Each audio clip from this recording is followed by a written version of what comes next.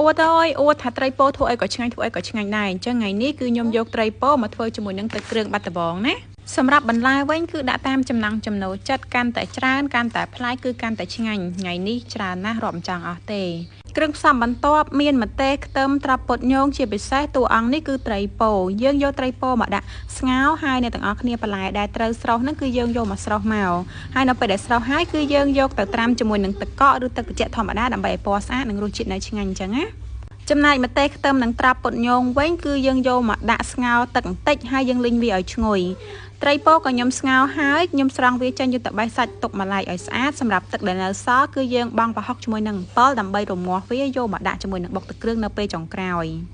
ពេលដែលអ្នកទាំងអស់គ្នាធ្វើការបុកសាច់ត្រីជាមួយនឹងត្រប់អីចូលគ្នាអស់ហើយយើងអាចថែមជាមួយនឹងអំបិលបន្តិចប៊ីចេងបន្តិចហើយបើថាស្ទើរជូរអីថែមក្រូចឆ្មាបានណាប៉ុន្តែរសជាតិសម្រាប់ខ្ញុំគឺប៉ុណ្ណេះល្មមហើយអញ្ចឹងយើងចាក់ទឹកនឹងចូលមកភ្លក់មើលសាប្រៃហើយអ្វីដែលពិសេសខ្ញុំអាចខានបាននោះគឺត្រូវតែមានម្ទេសគ្រាប់ណាអ្នកទាំងអស់គ្នាជាពិសេសគឺម្ទេសអាចសាត់នឹងហ្មងដាក់ខាងក្រៅមកញ៉ាំប៉ះមួយគឺឆ្ងាញ់ហឹរក្តៅលឹកជាតែម្ដង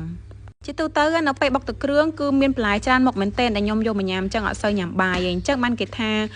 ម្ហូបខ្មែរយើងគឺរបៀបថាជំនួយដល់សុខភាពដោយសារតែរបស់ភាគច្រើនគឺជាបន្លែជាមួយនឹងត្រីហើយសម្រាប់ទឹកគ្រឿងបើយើងចង់បែបលក្ខណៈសុខភាពទៀតប្រើគ្រឿងគីតូអញ្ចឹងទៅបានហើយ